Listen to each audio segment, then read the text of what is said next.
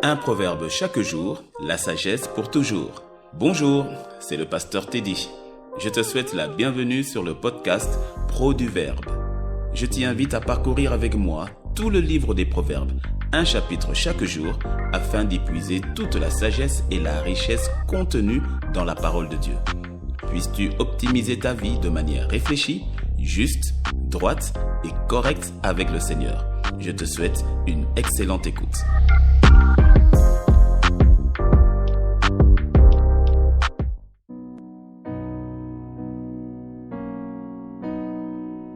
Aujourd'hui est le 7e jour du mois.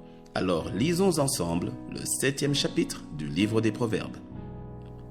Mon fils, retiens mes paroles et garde avec toi mes préceptes. Observe mes préceptes et tu vivras. Garde mes enseignements comme la prunelle de tes yeux. Lis-les sur tes doigts, écris-les sur la table de ton cœur.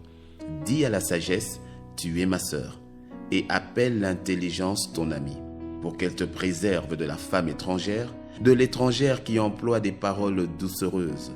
J'étais à la fenêtre de ma maison et je regardais à travers mon treillis.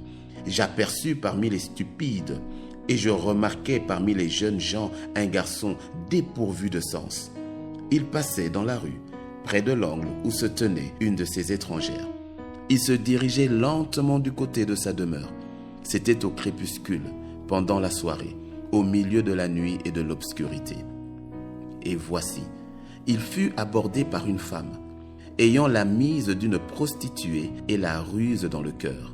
Elle était bruyante et rétive, ses pieds ne restaient point dans sa maison, tantôt dans la rue, tantôt sur les places, et près de tous les angles, elle était aux aguets. Elle le saisit et l'embrassa, et d'un air effronté lui dit: « Je devais un sacrifice d'action de grâce. Aujourd'hui, j'ai accompli mes vœux. C'est pourquoi je suis sorti au-devant de toi pour te chercher et je t'ai trouvé. J'ai orné mon lit de couverture, de tapis de fil d'Égypte. J'ai parfumé ma couche de myrrhe, d'aloès et de cinnamome. Viens, enivrons-nous d'amour jusqu'au matin. Livrons-nous joyeusement à la volupté, car mon mari n'est pas à la maison. Il est parti pour un voyage lointain.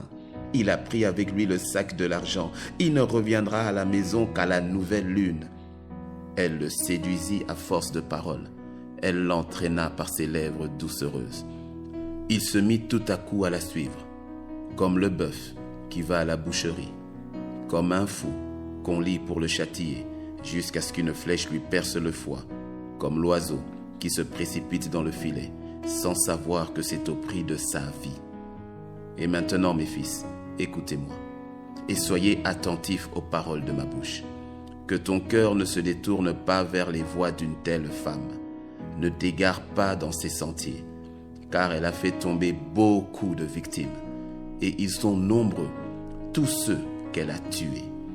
Sa maison, c'est le chemin du séjour des morts. Il descend vers les demeures de la mort. Amen.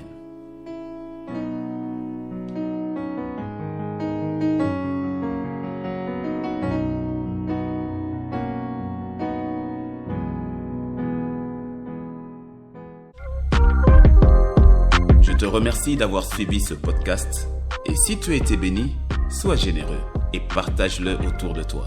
Il y a certainement quelqu'un quelque part qui te dira merci de l'avoir fait. Demeure béni dans sa présence et à demain sur Pro du Verbe. Un proverbe chaque jour, la sagesse pour toujours.